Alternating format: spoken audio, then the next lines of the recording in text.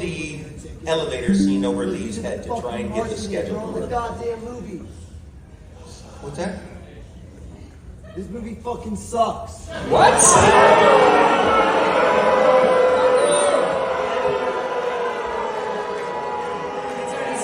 storming out. He's storming like he's 7 years old. He's gone. He's gone. Everybody's gone. Yeah, he's gone. I think someone got possessed during the movie. I think that's what happened. Yeah. What are you doing here? Get the fuck out of here.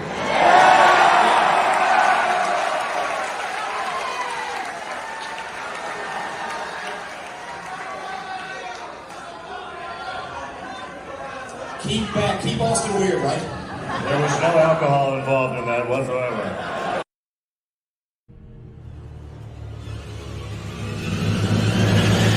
Groovy.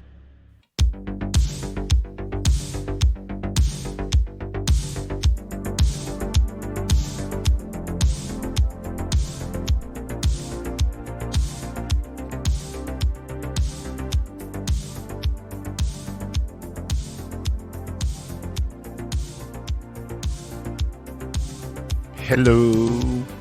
Welcome to another edition of the Knife Party Podcast, where we leave it all on the cutting room floor. I'm, of course, brought to you by a motherfucker who doesn't know to show up on time, Nick Neo. That fucker. And with you, of course, H1N1 Zombies and all of our other Patreons at the $20 and below level. Thank you all. I don't care if you have $1 to spend or $20 to spend or $50 to spend, whatever. Thanks for keeping us on the air. Or in the inner tubes, interwaves, whatever. The internets. The internets on the cloud. Or like Timmy Turner. Internet.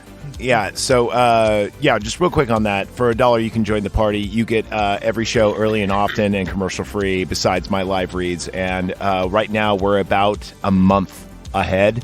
So if you really are jonesing, get that. It's on our Patreon, patreon.com/knifepartypod. For $1, you get to join the party. Plus, you get two shows. And that's our Power Glove podcast. Plus, you also get Face in the Mirror, a new show coming out on November the 5th. And remember, it's the 5th of November. I'm excited for that one. Right. $5 level, I got 5 kids to feed. Of course, not only do you get all that shit, you also get shout-outs and free advertisements. Just send me at knifepartypod@yahoo.com. Send me what you want me to promote, and I'll promote it, such as this. Caps and Cork. Caps and Cork is a adult beverage store on the cusp of American Canyon and Napa and Vallejo, California. And they have all of your micro beer needs. With experts Yes. to recommend you the best beers. You could always tell when every dude is kind of skinny and wears a beanie and has a beard, they know good beer. And they know their beer there. They really do. And also, too, I got to throw out Jazz. Thank you for signing up at the $20 level. And I think that's about it for now. We got a new one? Yeah, Jazz. Yes. Oh. She actually. Wow. Yeah, I know. We have a female listener, right? We accept her, one of us. One of Google us. gobble, Google gobble, one of us. Okay, thank you. That's our new song, I guess, every time we get a female listener. Yeah, basically. Yeah. So, those are our plugs right now. Now, we haven't done a top 10 list in a while, and I know the kids love their lists. Oh, yeah. No. My TikTok feed, full of top 10, top 5 lists. Yeah. So, let's be honest. We just watched Evil Dead Rise. Actually, I've watched it in the past month 4 times. All on the theater. 3 times for me. 3 times for you. So, we watched a lot. And we sat down and we tried to do an episode on it, but because this movie takes place in essentially one room, at least most of it, and unlike Suicide Kings, where you can kind of like deep dive into it, it's action. There's really no like foreplay to it, and it's a great movie. Like, don't get me wrong, I love this movie. Fantastic movie. I give it a 94, and that's just right under. Actually, I think it's tied. I gave it a 95. You did. I couldn't give it a 95 because that's Evil Dead 2 is still better than this, I think. And in fact, Army of Darkness is like right there, but they're different movies. Very different. So I thought, instead of just doing Evil Dead Rise, let me write down the best moments, not kills, because it started off as kills. I said, you know what? It's hard to do kills in a movie where everyone keeps fucking coming back. Right? No, that was exactly my thinking. We cannot do kills because some of the kills are multiple scenes. Yeah, they're fake out deaths. A lot of fake out deaths. Yeah, because unlike a Freddy or a Jason or a Scream or whatever, or Predator or whatever, you don't get. You know what I just thought of? You know why I consider Predator more of a horror movie than a sci-fi movie? Why? All the kills are one-on-one. True. Yeah. So that kind of makes it more of a slasher film. Also, the sense of hopelessness. The fact that, you're going up against something that's more powerful than you are. Yeah, and it almost invincible. Yeah. And all your weapons mean squat. Yeah. I mean, usually in horror, nobody has a weapon. But these guys are armed to the fucking teeth and still feel, incompetent. Nick just jumped in. We were just talking. Fucking finally. Dude, we were shit. just singing your praises about how cool you are and usually how you're on time. Is his mic on? Is my mic on? No, his mic is now on. Go. Between D puking her guts up and me feeling like needing to take a shit. Which one was more taxing? Which one went in the tub? He's not Andre. Shit. Did you have to waffle stomp a turd down the drain? Ew, dude, I'm drinking. Well, fortunately, she had the trash can to heave into, so. So you pooped in the sink? No. Okay, good. In Oklahoma, do they actually have signs that say, do not poop in this, and it's on the sink? Probably. Okay. That joke fucking bombed. I mean, over the urinal, definitely. Over the sink, maybe not. You've seen Walmart bathrooms. Anything's possible. This is true. You should see the Hobby Lobby bathrooms over here. Okay. Yeah, they have a sign in the acoustic room that says, please do not jerk off in here. I swear to God. Okay. Yeah, knock before you go in those motherfuckers. So I got my list, and I wrote down 13. We're doing a top 10, though, so we're going to have honorable mentions by me. Now, here's the game, okay? I'm going to tell you my top 10 moments starting at number 9. And we have to place them. You two get to go. That should beat that. That should move up. That should move down. Okay. Yeah, I'm down for it. And then after we'll do honorable mentions. Now, I was just explaining, Rob was just explaining, H1N1 Zombies, that is. Mr. Zombies, Mr. Zombies. I was just explaining to him that we wanted to do deaths, but the deaths in an Evil Dead movie are never permanent. No, it's a temporary inconvenience at best. So I thought the top 10 moments. This includes funny shit. This includes, things that Just are iconic. Just iconic with the series, what sets it apart from other things. Are you guys ready to go on this one? Fucking send it. Okay, here we go. All right. Intro time, baby. That's the episode, just us doing... To be fair. To be fair. That was even better. That was better. God fucking damn it. Fucking damn it. Okay, so we all know Evil Dead is a series. By the way, if you're listening to this by now, you know what you're in for. I'm not going to explain, except for I will explain this. So here's the rules. Evil Dead 1 and 2, obviously. Evil Dead 3, a.k.a. Army of Darkness, counts as a movie. Even though it doesn't have Evil Dead on it, it counts. Still, yeah. Evil Dead 2014, or as I like to call it, Evil Dead 4, counts. Evil Dead Rise, even though it's called Evil Dead Rise, counts. Okay? Yeah. So we're talking about these 5 movies. And then, Nick, you like the show, so we'll talk about that later as an addendum. What do you guys say? Yeah. Sounds good. Sounds fair. Okay, so I'm going to write down... Should I start with honorable mentions? Or should we say that to sure, We'll save the honorable mentions because I have some honorable mentions if you don't get to them. Got it. So yeah, we should start with the top 10s though. Okay, so I'm going number 10. And remember, you could say, listen to how I describe it. We'll talk about it. And then when I go to number 9, you go, you know what? That should actually be better than that. And then I'll give it a plus or a minus. Okay. Okay. So number 10, Mini Ashes and the Tea Kettle, Army of Darkness. I like the Mini Ashes with the fork where he throws the fork and it impales one. Yes. But yeah, that's a great moment where he boils himself. This in whole his scene. stomach. So I haven't seen Army of Darkness in a minute. Does anyone know exactly? This is where he shatters the mirror, correct? Yeah, that's where he shatters the mirror. And out of all the mirrors, little ashes come out, and there's like an army of them. Mm-hmm. And it's kind of and they poke him in the ass. they do a whole Gulliver's Travel where they try to tie him up. Oh God, I can't move. So here's why I think it should be number 10. It's fucking hilarious. First off, Agreed. and there's something about Bruce Campbell that could make a cringe, I need to look away from the screen moment funny. Drinking boiling water. And he goes, yeah, you like that. Like that whole thing is so, and I think this is right before the little goody two shoes part. It is. Yes. It is. Because he's full size at that point, and he comes out of him, but yeah, he's still inside of him.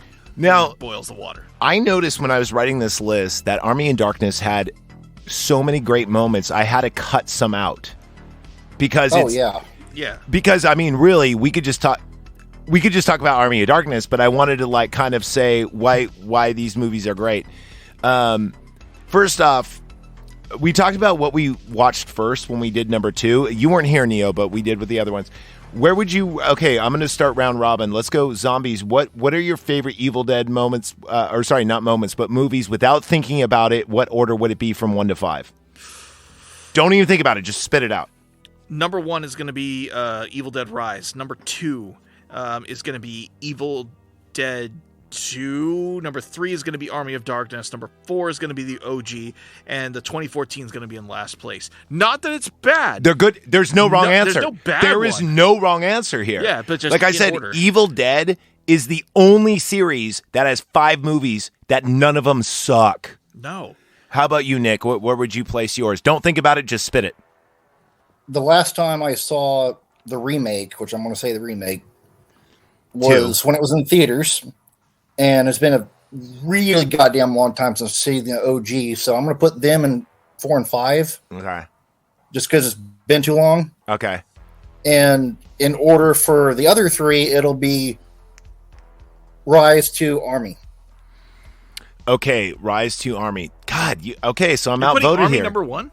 No, Rise he's putting, and then Rise number 2, and then Army. That's what he said. Okay, so Rise is still number 1 for you, right, Nico? Yeah. All right, so I'm gonna go, and it's not because I have any lineage to like going, I'm old school horror. I'm going 2 first, because 2 is the most rewatchable out of all of them.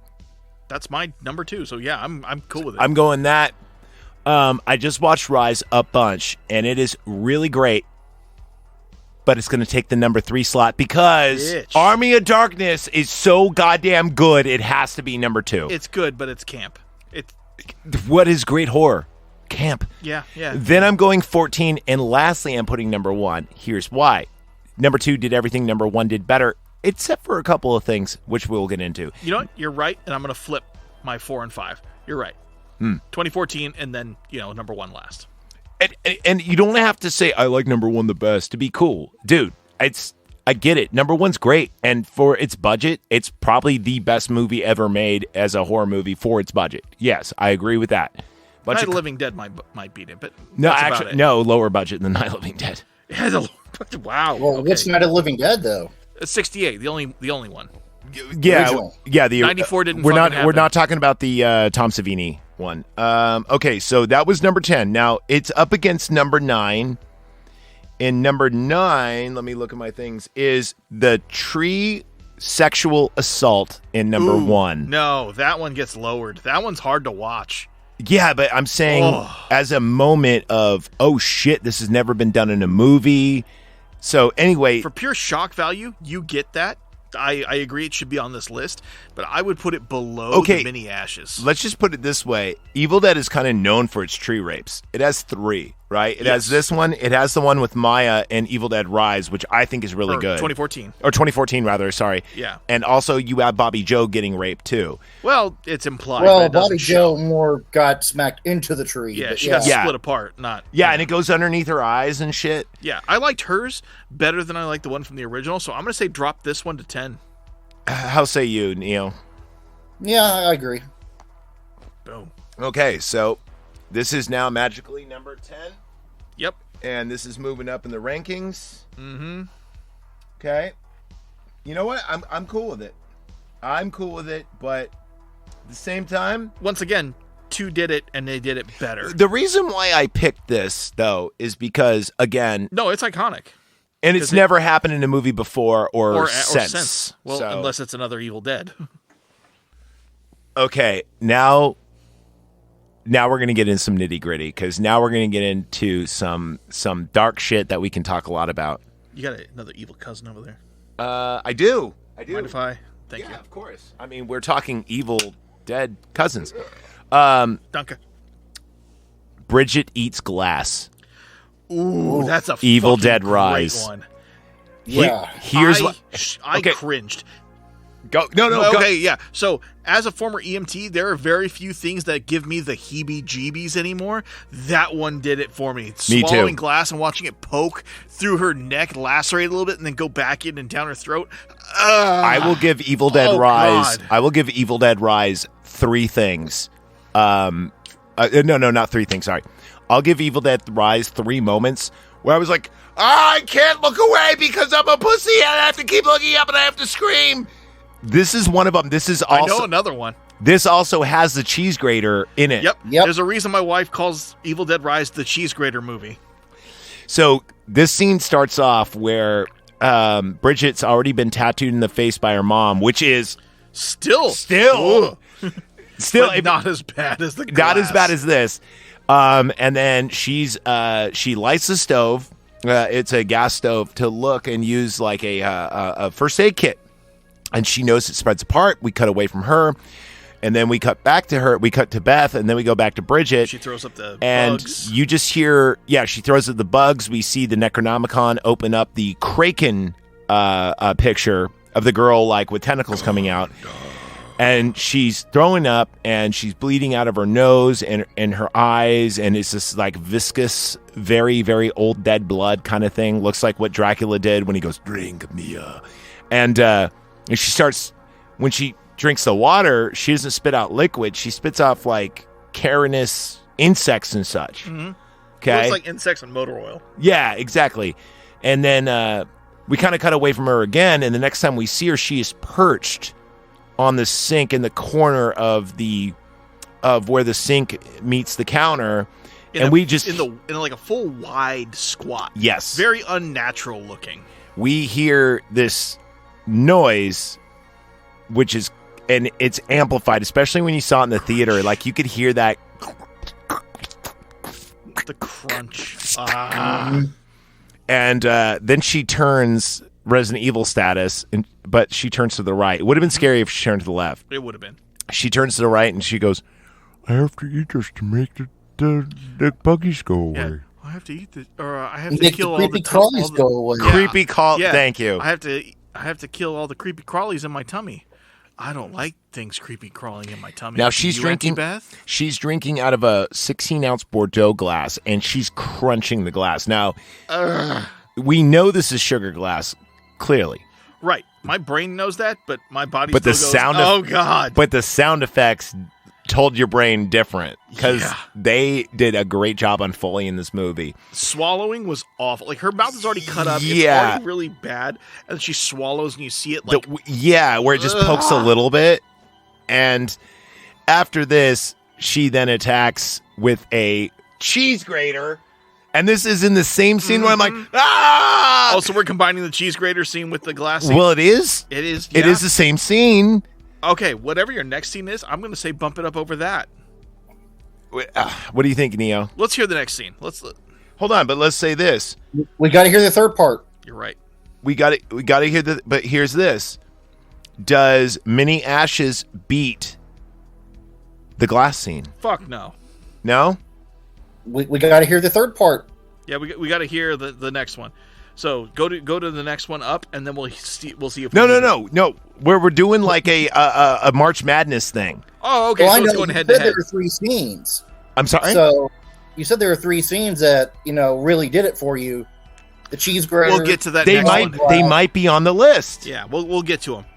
I'm saying there's 3 scenes in that movie. I'm just saying this is part of it. 8. This is my in my top 10. This is number 8. Does the tea kettle, a little goody two shoes Ash scene beat this, or does this beat it? Does this stay at number 8? This stays at number. Stays 8. at 8. Hell yeah. Stays at 8. Okay. Not even close. Good choice, guys. I agree. Remember, I picked him. You get a vote. Okay. So my number 7. Going back to Evil Dead Rise, the opening scene. Now, let me set the table. Perfect cinematography, where you show the cabin and it's pointed like a hat, and then you get the valley that kind of valley it. And we talked about this, the yonic imagery here. The valley with that cabin is very vaginal like, right? It looks safe. It looks like that cabin is protected by those rolling hills and the forest. But there's one thing that throws you off, and why is the cabin shaped like a pyramid? Yes, kind of gets to me. This scene is great.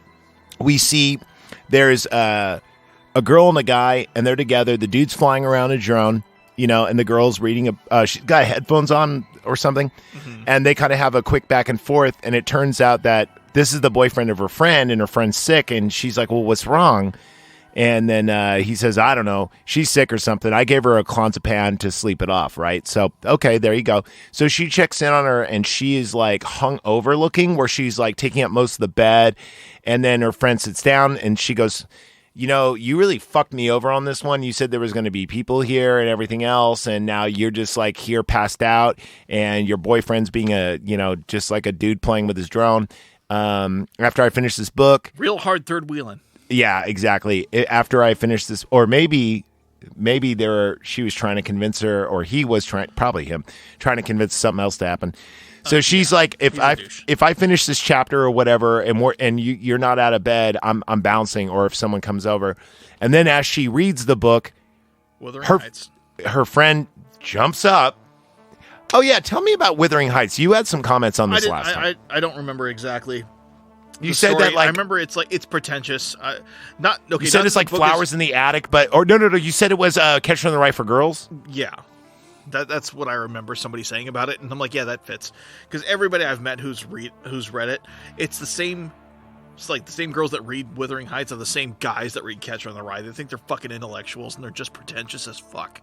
Well, I read Catcher in the Rye twice. Pretentious as fuck. No, the only reason why is because I wanted to know why all serial killers liked it. And then I was like, this has nothing to do with serial killers. So I wanted to reread it. And here's what I came out to, here's what I got from that book. A, it's pretty well written. B, never trust a prostitute. And 3, don't be a hypocrite, because Holden Caulfield is the biggest fucking hypocrite ever until the very end. Fucking yeah. Wait, that's the one with Atticus Finch, right? The lawyer. No, I think you're thinking of Great Expectations. I could be wrong. I don't read. Anyway, clearly. So anyway, then her friend goes into convulsions and falls off the bed. Falls off the bed. She tries to check on her. She scalps her in one like hair braid thing. Yeah. And then after that, she goes out to her boyfriend, and she's like, "Oh my God, I've been attacked!" And her fucking skull cap is missing. And then the friend who's now possessed, she's a Deadite, grabs the drone out of midair and puts it to her face. Mm-hmm. And we were just commenting on this. You know what's funny? This review is coming out right after Halloween Kills. Both those movies have a fucking drone in them. And then what were you saying about, I hope this is not a pattern? I hope it's not a pattern where in the future we'll look at a movie and it's like, oh, it has a fucking drone in it. Yeah, of course it does. It's a movie from the 2010s or 2020s. Yeah, it's going to date the fucking movie. Yeah, you know what the date is going to be? The renaissance of horror, because, dude, we're coming back in a big way. Yeah. Dude, Saw 10, I'm actually looking forward to it. They better not fuck this No. up. They I don't better not fuck No, this they're up. saying this is going to be the return for blood and boobies in the theater. I'll say, isn't Jigsaw coming back in this one? Yes, apparently. They better not fuck this up. I know that. I don't think they are, dude. They've been working on this movie for a minute, and don't get me wrong, Saw movies are to me like fast food. Halloween Kills, fucking fantastic. Yes. Evil Dead Rise, fucking fantastic. Halloween 18, fucking fantastic. Yeah. I call it. You know what I'm calling this era? I call it COVID horror, meaning COVID horror seems darker, less funny, and more claustrophobic. And it's not torture porn. It's I'm going to get you porn. Yes. Or sorry, I'm going to get you horror. Yes, and I agree with that, and it's all great, and I love every bit of it. Yeah, claustrophobic, like you're trapped, and I'm going to get you like there's something to get you, not torture porn where Lighthouse. you're stuck. There you go. Well, Lighthouse is a little bit different. Lighthouse is clearly Lovecraftian, and Lovecraftian horror will never go away. But it still gets the same concept you're going to with there. Would you consider Pontypool Lovecraftian? I would. I would, yes. Yeah, I can't wait to do that movie, dude. I just found a good deal on it because I'm not paying $89 for a goddamn copy of that. I found a good deal on it, though. Let me see if I can find my copy. I saw one for $35. If you have it, because I do not want to spend over... I have it somewhere, but I gotta find it. It's yeah, such a good movie. I found a copy of it. Also, Blood Diner is another one I want to do that you never seen that's Lovecraftian. Okay, we're going to do that. You've never seen Blood Diner? You know that movie's actually cursed, too. You told me about it. Yeah, everyone who worked on it died. All the actors did. Except for, all the main actors anyway. All right. I don't want to do another 2-hour fucking review that we have to throw away, so let's get to the next thing. Oh, oof, look at you with that fucking spice. I'm just throwing in everything. I will say, maybe because it didn't work Tuesday is because I wasn't there to tribute. No, dude, it was because I was in the studio all day, and I was burnt out and tired and salty. And I was burnt out from work, and I wasn't funny, and there wasn't Antonius here to laugh at our stupid fucking jokes. Dude, it wasn't even that. It was that we were trying to do an hour and a half movie on a movie that's an hour and a half that's just about one apartment. It was not only that, but we tried to do a couple other podcasts for the channel that you can join for only $1. The channel. And it just didn't work out. And by the time that we were even going to do an After Dark, it was pointless. And we decided that Antonius needs to be there for an After Dark. It just kind of needed. All right, so then she picks up the drone, cuts her face, falls in the water. Dude jumps in. Doesn't save her and gets just decapped. Yeah. Not even decapped, he's shouldered. He gets Piranha 3D'd. Yeah, and then we see the greatest credits ever as she rises up and we see Evil Dead Rise. Does this beat the glass / cheese grater scene? Yeah, it's probably the greatest credit open I've seen in a while. So I would keep it where it's at. I would definitely keep it there. Okay, so this is going to be hard to top. But next up, I have Kalatu Vrata. Kalatu. Remember the words? Yeah. Kalatu Vrata Nick Neo. Kalatu. So I'll say you, Nick. I'm going to start with you. Evil Dead, Army of Darkness, when he tries to speak the words from the Necronomicon to reverse the evil. And epically fails because he just raises. Dude, he rolls a 1 on his wizardry stats and arises all the dead on accident. Well, it'd be an arcane check, right? Yeah, something like that. Yeah. So, what do you think? I would put the credits above this. Okay, hold on. Let me sell this a little bit more. I'm against Neo here. Let me sell this a little bit more. So one of the reasons why I love this scene so much is because in the first 2 movies, we see Ash holding the chainsaw being like the golden god, but then we find out he's actually the one that caused all of the Evil Dead, basically, by reading from the book. Because at first it was just Deadite monsters. This is where the dead actually rise, no pun intended, from their graves, is because of Ash's little foul up here. Rise from your grave. Rise, okay, chicken let me ask you this before I finalize my answer. Are we including only more comfortable with chicken? Only comfortable with chicken. I'll see you, Nick. Are we also including the fake Necronomicons in this part? Ooh, that's going to change things. Yeah, is the fake Necronomicons included in that?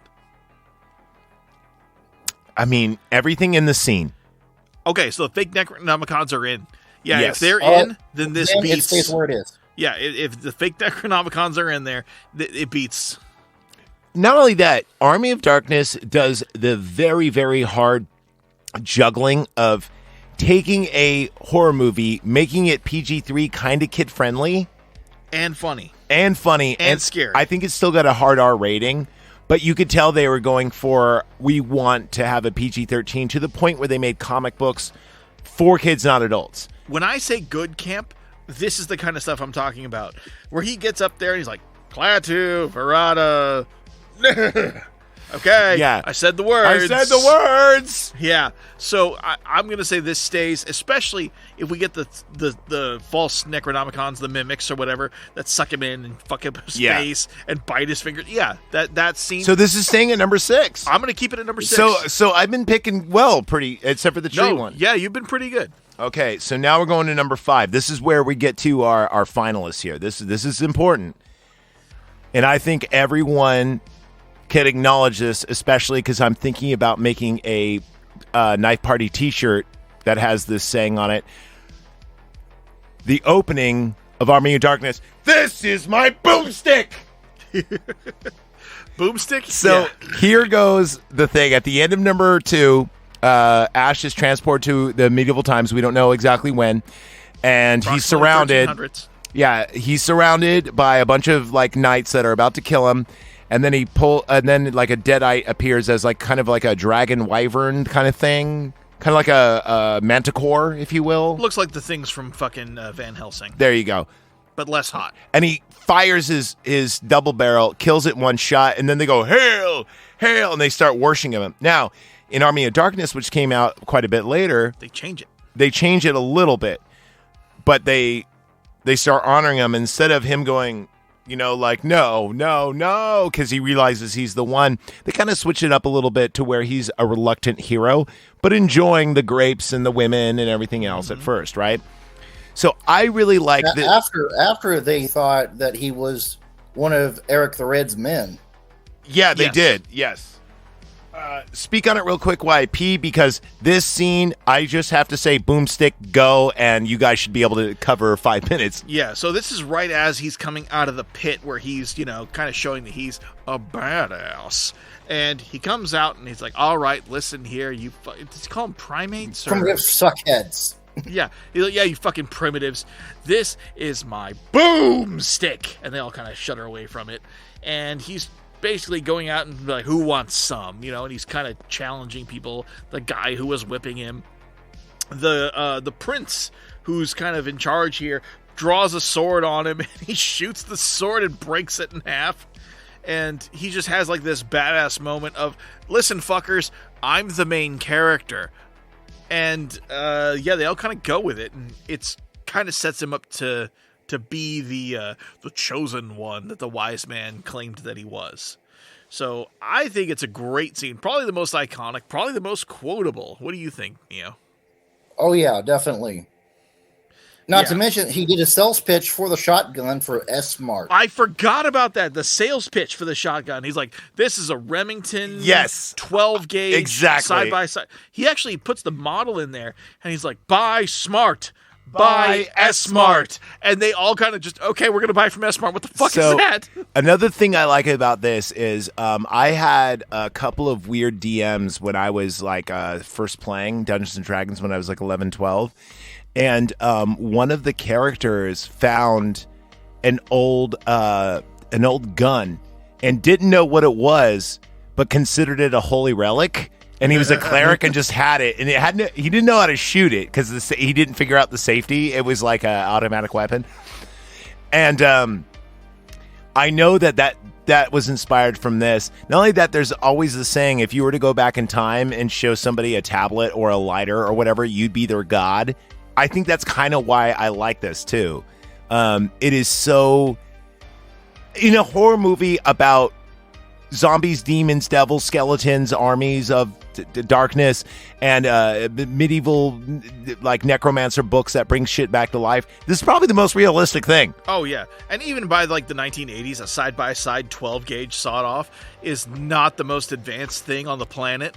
But if you take it back to the 1300s, yeah, you're a god. One of the other reasons why I do like this scene a lot is Ash is pretty much a coward, or no, that's the wrong Reluctant word. hero. A hero of opportunity. Yeah, reluctant hero. Yeah, I'd agree with that. So I really like this scene. I put it at number 5. How say you guys? Is this The most iconic and quotable scene? iconic for I got it. Shut up! I've been Well, you drinking. can quantify it. Yeah, I would say it's definitely Does it beat the deserve its place? But does it beat Evil Dead Rise the beginning though? It does. Just for I would say it quotability. does. Okay, all right. So my list is going well. Okay. Yeah, for quotability, it keeps its place. Okay. Now this one's going to be a hard sell to you guys. Oof. But this is one of the scenes in an Evil Dead movie that really stuck with me to the point that I was like, I need to see this again just for the scene. Olivia's shower scene, Evil Dead 2014, where they're turning through the books and Olivia is the black chick and she's in the shower and she turns on the heat all the way. And then you see the water heater just boiling over and she's sitting there burning to death in there I thought that was Maya. As she's cutting her face. Oh, no, sorry. Oh, okay. The bathroom scene where she cuts her face. Yeah. She does a Joker smile to her, and she's cutting off pieces of her face. I know the scene you're talking about. Yeah, her name is Olivia. Sorry, Yeah, I didn't Olivia, mean where she starts I cutting meant her bathroom. face open. I thought I meant to say bathroom, not that, but the character's name's Olivia. Yeah. Yeah. So, and then they walk in on her, and she does do the left over the shoulder turn, the Resident Evil zombie turn, and she's holding like chunks of her like on the ground. They try to rush in, and then she starts attacking the nerdy dude, and he slips on a piece of her cheek. Yeah, he slips on the cheek meat. And she beats him with he beats her with the top of a toilet Yeah. tank. This scene is disturbing as fuck. Yeah. This scene is out of left field. What the fuck? Because that movie, Evil Dead 2014, is a slow build.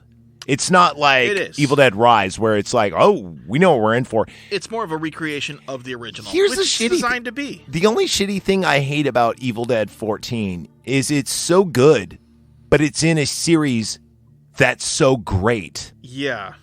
Like in any other, if that movie was called, I was going to say Cabin in the Woods, but that'd be retarded. If that movie was called like The Evil in the Well, and it was just like a movie, like a standalone, we'd all go, that's a great movie, but it rips off Evil Dead. Right. The problem is it has the Evil Dead thing on it, and it's like hard to judge whether it's better than, because I mean, on it, like I always say this, the Evil Dead series is near perfect. Any of those movies could be my favorite movie if I never saw the other ones. Here's my thing. Evil Dead 2 does everything Evil Dead 1 did, but better. Yes. Evil Dead 2014 does everything better production-wise, but not Disagree. at the same level. Disagree. It has a higher dollar value behind it. I want to hear Nick Neo's judgment before I go on my. This is why I'm right, and it's my show, so I'm right. Oh no, I agree with you on this one. It's a great scene, but go ahead, Neo. It is a great scene. Though I looked at it like this: they took the original and just upped the gore factor. The That was original, its entire Yeah. I totally agree with that because there is no Ash, there is no hero. There's a survivor, where Ash is clearly a hero, and all the other movies are survivors. Yeah. And the survivors are badass. Don't get me wrong. Like Beth is a badass, Maya's a badass, Maya's a fucking badass. but Ash Rips is a. her own fucking Especially arm off. with the end and the Jeep. But this is true. That being said, I will say this: I see a lot of shit online in the horror fam. Shout out #horror fam. I would love to see Ash versus Jason or Ash versus Freddy. I would not like to see Maya versus Jason or Freddy because it would be stupid if she won. Ash could win. Ash has traveled through time. Ash has a goddamn chainsaw arm. Ash knows spells and shit now. Fuck a chainsaw arm. He gets the mech arm later. Yeah, later. Yeah. We'll talk about that. Yeah. So anyway, I think that Evil Dead 14, that's a great simile. That it is a remake of Evil Dead 1, and Evil Dead 2 should just be its own thing. In fact, if I was going to erase one movie, I would call Evil Dead 2014 Evil Dead 1, Evil Dead 2 being Evil Dead 2, like Ash discovering it. Oh, did you guys know the theory, the Deadite brainwash theory? Have you ever heard of this? This is the one where 2 is a continuation of 1? Yes. Yeah, I've heard of this. So 2 is a straight up remake because they were going to remake Evil Dead, the original Evil Dead. They were actually going to remake it, but because HBO bought Evil Dead 2 before it was even released. We talked about that on our Evil Dead review. If you haven't listened to it, go listen to it before you listen to this, obviously. They couldn't get the rights for whatever small pissant company that Evil Dead 1 was under, so they had to change the script just enough. It wasn't Renaissance. Renaissance did the label. It wasn't Renaissance, and it wasn't Rosebud either. It was something else. Anyway, they couldn't call it Evil Dead and redo it. They had to call it Evil Dead 2, even though it was a retelling. But the theory out there is that from Evil Dead 1, after the evil melts, that Ash is now part of a Deadite, and his task by the evil is to bring in new victims to the same cabin. I heard that. Now, I like this theory, but I think this is what I call this is lazy DMing. Meaning this is a way fans can explain number 1 and number 2, and not just and not just go, dude, it's just a remake. Yeah. Well, wait a minute, because number 1's so good. Unless you found another girl named Linda and gave her the same fucking locket, you know. I'm with you. So, it actually was Renaissance Pictures that did the production. Dude, right on. Thank you for doing our work for us. Actually, we did talk about that in the Evil Dead 2 remake. I just remember Rosebud and Renaissance kind of sound alike, you know. So, at the Renaissance Fair, girls have roses in their titties. There you go.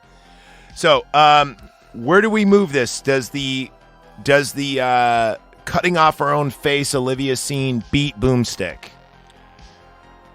No, I would say no. Boomstick stays. If we're talking shock factor, we're talking best moments, most creative, funny, most iconic, scary, gory, funny. Like what? Boomstick would have to go above this. Yeah, Boomstick would have to go but it's a tight margin. So Boomstick wins. Yeah, Boomstick wins over Olivia. Interesting. Okay. All right. It is very tight. Dude, we're in our bronze, silver, and gold category now.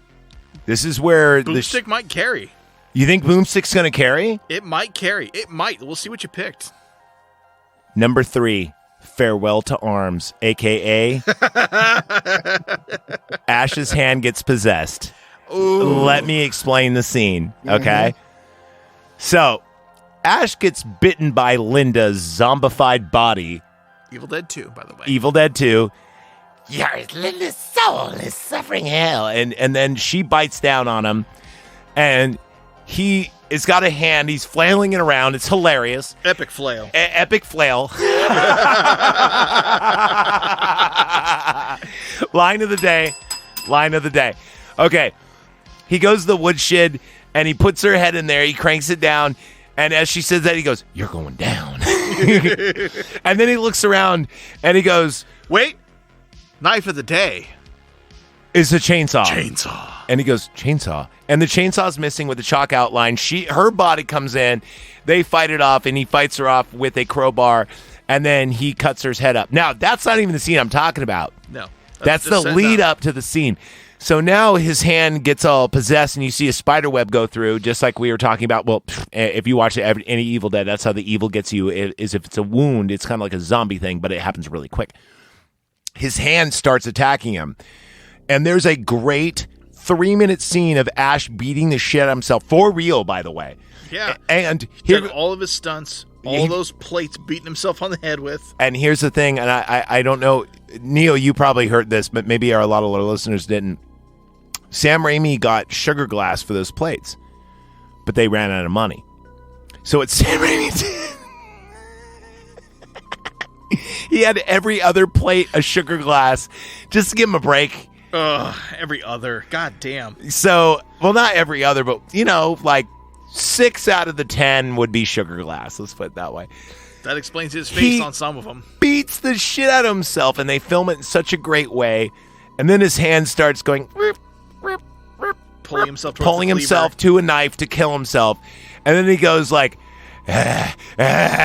Give me back my hand. Who's laughing now? Yeah, first is give me back my hand, then who's laughing now? He cuts off his own arm, duct tapes it, and then puts it in a bucket upside down and puts a stack of books, but the top one says Farewell to Arms. Arms. And he goes, "That's your new home." Yes.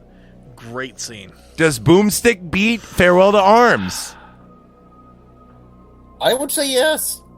Okay. Whoa! Oh, man. Dude. I'm kind of torn here. They're great scenes. I like Evil Dead 2 more than I like Army of Darkness.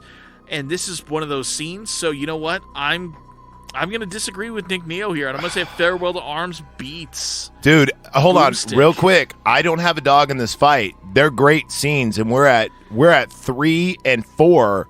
I'm going to need some more rebuttal. So here's my response on why this is better. It's a more iconic shot with Ash in a more serious moment. I know it's still slapstick. It's still funny, but it's also still scary. Boomstick is him flexing. I think this is him, actually fighting. And I think it's the better moment. With the better payoff with the Farewell to Arms book. Neo, you have the floor. All right. The argument for Boomstick has already been established, so I don't need to cover that. Oh, well, allow me to retort. Boomstick, shit. Boomstick is But- great. Boomstick is great. But my argument is, the Farewell to Arms, which Ash obviously to himself a little bit because you see it. Within 2 seconds, the hand's gone. Right. Now, because it's gone. It So just say set it up farewell for the to joke, it, and that was it. because it's gone. Farewell to Arms. Well, no, I'm just saying the whole scene in general with the Him. with them fighting and everything else. Even- Like the slapstick of it, like the Oh, the whole everything scene, about like, it. okay. Yeah. Yeah, I would say this is well placed by Zach, and as iconic as Boomstick is, this beats it. Someone needs we need a definitive answer. I can't have a tie here. I cannot have a tie here. If we're also including Dude, the hold whole on real quick. ass kicking for 3 minutes. We are including the ass kicking. We are kicking. Hold on real quick though. You got to remember, I'm trying to make the Evergreen Tomatoes thing a for real thing. We cannot have a tie if we're trying to be No, this is, certified sharp. We can't just go, okay, whatever. no. I'm being serious here. It includes the self beating, the stuntmanship that he shows here. Exactly. And the low budgetness of it as well. Boomstick is a great wrestling promo. This is actually a wrestling match. Yeah. That's why I picked it above. They're both great. Actually, Boomstick was way later on my list. I just knew it would be a dark horse. Yeah, we kicked it up quite a bit, but I think it's hit its wall. I think this is the better scene. Neo, Come on, man. Yeah, You I got to give me agree. this one. I agree. you All agree? right. All right, cool. It stands. Number 2. The scariest scene in any movie I've ever seen, especially seeing an empty theater. Can I predict it? You're going to do the laughing scene.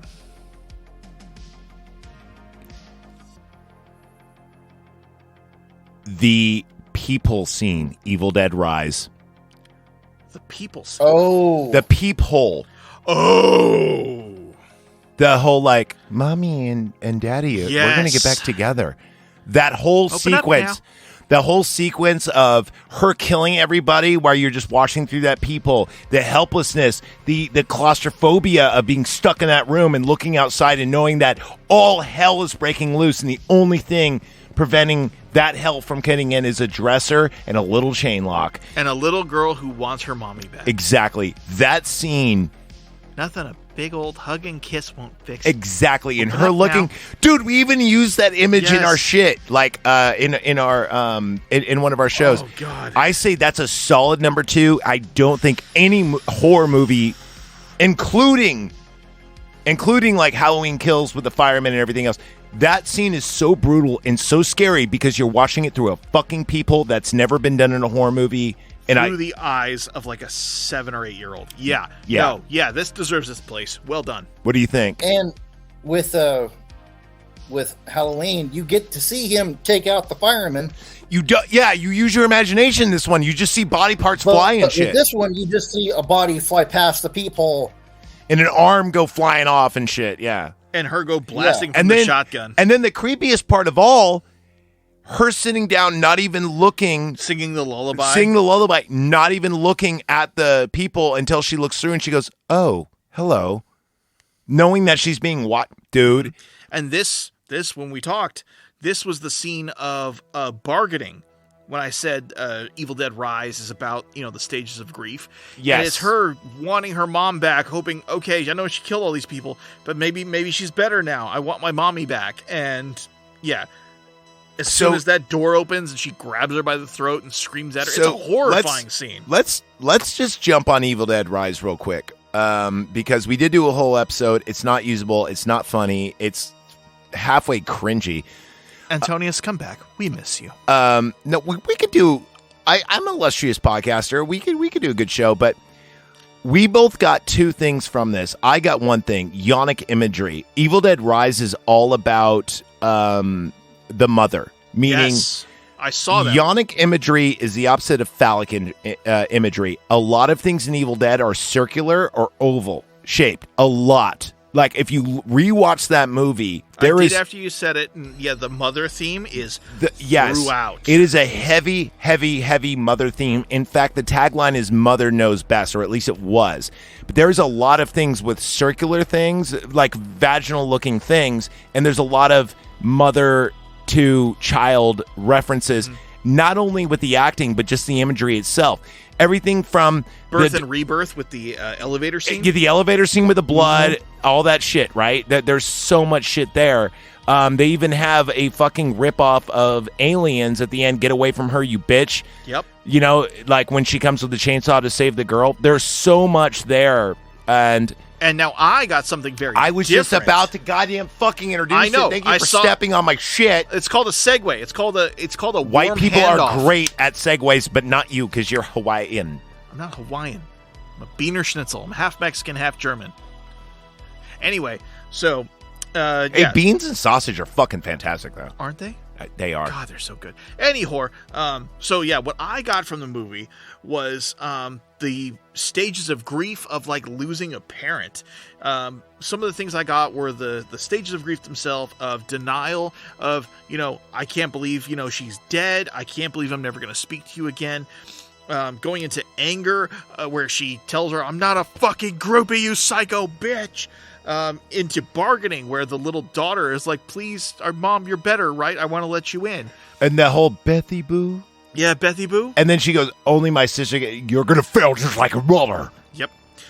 So bargaining, and then depression, where you get to the younger daughter has to watch the two siblings die right in front of her as they go, "I'm so sorry," and they just die. And she goes, "You'd be a great mother because you know how to lie to children." Yeah. It's like she's like, Beth is telling her, like, "Hey, we're gonna make it through this. I'm not gonna let that happen to you." She's like, "Yeah, you know how to lie to kids." And she's depressed. Also, she's like, "Fuck it. Too, she is pregnant too. So there's so much about. But you were saying stages of grief. Acceptance. You were saying stages of grief. Let me do the last one. Okay. So acceptance, the one I didn't cover in our. It's when they got to leave finally. No. Oh, when she's telling the little girl, it's like, "She's trying to take you away from me, baby." She goes, "You're not my mom." Oh, and she looks, and the mother looks. She's not my mom anymore. She looks sad. She looks like she's gonna cry, and it's like, okay, that's the moment of acceptance. Another thing about yonic imagery that I brought up to you is when she first becomes possessed and she throws all the eggs like in the thing. Yep. And then they're all mixed together and they're all bloody. Blood and she goes, "I had a great dream that I cut you into little pieces and went inside you, and we are all one big happy family." and that's what the eggs represent. Foreshadowing, by the way. Yeah, foreshadowing. Because later we get the flesh column, which is awesome. The centaur from Fallout 3, yeah. Flesh column from Guar, but whatever. Also, yes. So, is this stay number 2, or does the not boomstick, but does the farewell to arms beat this? No, it stays at 2. It stays at 2. Dude, the peephole, totally agree. fantastic. So the only thing I got wrong was boomstick. Boomstick and the tree. Well, no, because it beat the tree. So boomstick is the only one I've gotten wrong. Boomstick moved, and then the tree essay moved down. Okay, for the next... Boomstick went up, tree essay went down. So for the next one, my number 1, I have to play a clip. Swear to God, if it's not the one I think it is, I'm gonna play a clip, okay? Let's hear it. All right, so because I didn't want to, if we were to play all the clips, we'd be here for 4 hours talking about how great the series is. So we'd be sitting here just jacking off. So here we go. Here's my number one. Tell me if I'm wrong or not. All right, here we go. Number one.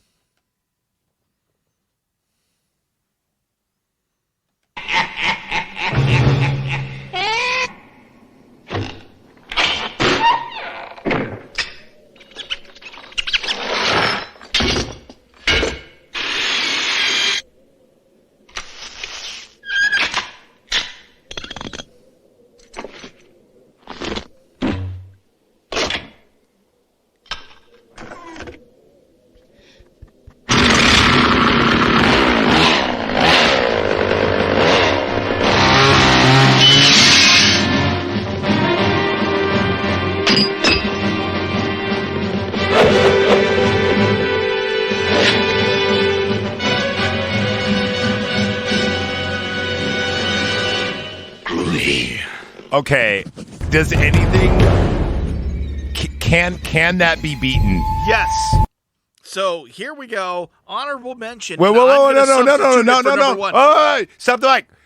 We're talking about the list right now. For what you've listed, yeah, that's number one. There's fucking no question about Look, it. tell me the first time you watched this movie. That when that montage, scene came on, you were like boner 6 to midnight. You're like, fuck yeah, Ash is gonna carve himself a witch. Oh yeah, no, it's fantastic. How say you, Nick Neo? The montage of him getting the chainsaw arm and getting the double barrel shotgun, and just like it seemed hopeless the first time I watched this, and then when I watched it to that point, I was like, oh, dude, the demons are fucked. Yep. As soon as he gets the strap-on chainsaw, what do you say, Neo? Oh yeah, it's number one. Number one. Okay, so let's do a recap. Let's do our see where we're at. See where we're at. We're gonna do our podium. Number one is the Ash chainsaw montage of him, the groovy montage. Number two for silver is the peephole scene. Yep. And number three is I forgot. Is it Farewell to Arms or is it Farewell to Arms? Yeah, Boomstick didn't make top three. I'm shocked. Now, that would tell us the top two scenes are in ED2. Yeah. But ED Rise is more on this list. Yep. So there we go. I mean, by scene worthy scenes, probably the first. Let's do some honorable mentions. I have 3 great honorable mentions. You already mentioned the first, so let's just talk about that and we'll move on. The laughing scene. The laughing scene should have been on there. I'm so mad at you right now. The laughing scene should have been on there. The only reason why I didn't put it on is because we had so much ED2 that I felt... It's so good. It is so good. But I was thinking about the ED scene with the laughing happens right after the hand scene, and that's almost like saying it's its own scene. I know it's its own scene. It's its own scene on its own. Honorable mention, though, because I don't think that the hand scene would have made it to podium at all. And I wanted to give some options that were different. I picked at least 2 scenes from each movie. Okay, and here, let me throw out why I think the laughing scene deserves a spot here. Because, one, I'm a huge fan of, like, psychological, Lovecraftian horror showing madness, and nothing shows madness like that deer looking at it and losing its shit. Yeah, the way it cricks its neck. Here's the thing, though. If you've ever taken mushrooms or hallucinogenics, that scene is the scariest scene you will ever see in any movie ever. Yeah. Ever. Because that shit happens when you take bad acid. Oh, God. Where he starts laughing with it and moving with the lamp. Yeah, I've taken like edibles and seen like things breathe and turn their eyes, and you're like, that doesn't even happen. That's a painting. Stop it. Stop breathing, painting. Stop looking at me. Yeah, no, as far as honorable mentions, I'm mad that that's not on the list, and I'm glad it's it is one honorable mention. That's my number one honorable mention. You guys I got more, but let's hear some of yours. Go ahead, Neo. Aside from, covering the series, which it's not off the table. I just haven't seen it, so I can't relate to it because I tried to watch the series and then for whatever reason, whatever streaming thing I had or whatever, I didn't have it anymore or some shit. It might still be on Netflix. It might be. I don't know. I did watch the first season, and I wasn't that like super into it. It pitches its stride in the second season. Zombies going off some brains. He'll be back in a second. So, here's another mention. It's just pillow talk, baby. Great scene, short, stupid, but it's great. Now, but here goes a doesn't look like it's on Netflix anymore. Let me tell you this thing. So this and Boomstick were like neck and neck. I couldn't pick. I had to pick one or the other, right? I couldn't put them both in the same list. But the end of Army of Darkness, Ash Housewares, where he's working back at S-Mart, and like the demons come in, and he's just like, and then just fucking kicks ass. Lady, I'm gonna have to ask you to leave the store. Exactly. Honorable mention for sure. But is it better than the laughing scene? I kind of think it is. I would say that would depend on, because if you're really focused on following the madness down the rabbit hole, then the laughing scene takes priority. But if you're just going for the camp, then dude, you know what? I'm super with you. Zombie's coming back in. I'm going to get his opinion. I'm super with you on this because we're just saying, is the laughing scene better or worse than the Ash Housewares scene? Ash Housewares, being a great scene that it is, it doesn't need to be in the movie, but the laughing scene does need to be in ED2. Right? I mean, right. Yeah, at the end of Army of Darkness, the Ash Housewares. Ooh, that's iconic. It is, but it doesn't need to be in the scene like the laughing scene, though. Like, meaning you could have cut that movie out and it would have been fine. You know what? You brought up a good one there. But it is a great scene. It's a great scene, but oh god, I love the laughing scene I know. so much, just for the madness and the camp of that scene. I would say it's better, but that's a great one. Yeah, great honorable mention, definitely. Yeah. What other honorable mentions? Oh, the evil melts at the end of Evil Dead 1 when they always say "Dead by Dawn," right? That was the tagline of Evil Dead 2. Did you know Evil Dead 2 was just going to be called Dead by Dawn? That was great. Because they couldn't get the name? That goes into the scene that I was going to recommend next. So Evil Dead 1, at the very end, when dawn happens, the Deadites die, and it melts like a candle, and it's a really great effect. Surprisingly good practical effect. Exactly. For the time and for the budget. I didn't include it because it's been done in other movies. In fact, it's an exact almost ripoff of not Temple of Doom, sorry, the fucking first one. God damn it. The one with the Nazis and the Covenant, the Ark.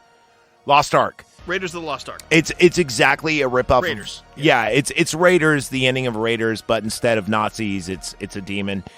That was one of mine. I decided to leave it off. Just I got one here. Okay. Now, going into the Dead by Dawn thing, the building of the Chimera, the Flesh Column, the Centaur, whatever you want to call it, while the other zombies are screaming "Dead by Dawn, Dead by Dawn." Fantastic callback. Fantastic. With the mothers on the ground looking up, and they're like going over her, and at first they're crying, and then then they start reaching into her and stuff while they're trying to. That's actually my honorable mention 12. The creation of the Flesh Column and best final battle. Yes. But what I'd put above that is actually Maya's final battle with the Jeep that you mentioned earlier.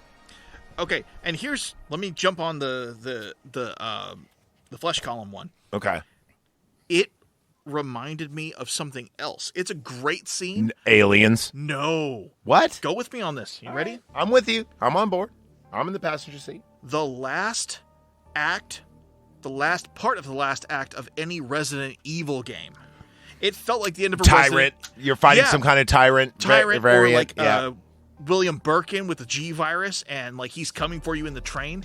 That was like the elevator was the train for her. So she goes into the elevator. She needs to get the thing that makes it leave. Her escort, her Ashley, or her Sherry Birkin, if you will, finds the keys. They start going down, fills with blood. The thing starts coming after her. Quick time event, and now they have to get to the car. That end scene reminds me of something out of Resident Evil, and I love it for that. So it's a great scene from Resident Evil. Dude, those early Resident Evil games were second to none, Yes. man. So I would say it's great for Resident Evil. Probably doesn't deserve on the list because it calls more to Resident Evil than it does Evil Dead. What do you say, Neo? Oh, I agree. Yeah. I knew you would because I know you so love Resident Evil as much as I Where do. do we put Ash's boss battle with in number 2 is kind of stupid. It's just a giant tree busts through and he chainsaws the hand or the eye. That's last on the list. Evil Dead 1, the boss battle is he gets killed by sunlight and it's stupid, but at least it's cool effects, so that's probably number 2. Now, I have a very, very hard way to place this. Is Maya's last battle or Beth's last battle better? Because Maya's last battle with her shadow self, with a Jeep falling on her hand and shit, I think that's better than Beth's. It is. And once again, it reminds me of something else rather than Evil Dead. Neo's going to back me up on this 100%. I know I have his support going into this. Have you seen or when read... she rips off her own arm, dude. Have you seen or read Berserk? No. Oh. The anime Berserk. Oh, fuck. I knew you'd support me on shit. this. So, at the end of when Berserk- you guys stump me, I really am happy about it. I'm not even lying. This is the horror manga, the horror anime, and it ends with the leader, his former friend, becoming a fucking demon, transporting them to this realm of just unholy fucking craziness. All of his friends getting killed and murdered and ripped apart in front of him by demons. His best friend, former best friend, gets turned into one of these demon lords and ends up raping his girlfriend right in front of him while he's got his arm bitten by one of the demons, and all he has is a broken sword. It's clawing him in the eye and holding him down, and he breaks the horn off the demon, uses it to cut his arm off to go after the demon Griffith. And he's screaming in pain the whole time, but all he sees is rage at this point. That is Maya. That is her. She's ripping her own arm off to finish the fucking fight. Besides she's guts from Berserk. I was about to actually go into this. Who are your favorite characters in Evil Dead minus Ash? Minus Ash? And minus Evil Ash. You can't say Evil Ash. Good little two shoes. Good little two shoes. Because good little two shoes. Maya, good little two shoes. Besides Ellie, Ellie's the mom in Ellie's Rise, the right? mom. She's fantastic. She's my favorite, but after that, Maya's my favorite because when she's freaking out and they think she's just coming down off like right, yeah. When she's like turning around and doing that shit, dude, that shit is scary. And she takes a burning hot shower and splits her tongue and shit, dude. Ellie's the best though. She's the best Deadite in history. She might even be the best. She might be the best one-off horror movie villains. One-offs. Yeah. I'm going to say number 1, Ellie. Number 2, Maya. Number 3... Linda. I'm torn. Linda's great. But Beth, though. No. Beth over Linda. You think Beth over... Okay. Yeah, which Linda? Evil Dead 2 Linda, Evil Dead 3 Linda. We go to Evil Dead 2. Okay. Yeah, even still no. Okay. I get that. I put No, my number 3 is what's her name? The witch in the basement. Let's carve ourselves a witch. Not Caroline. What's her Sweet Caroline. Ba ba ba. I don't know the who's in my wood cellar? Yeah.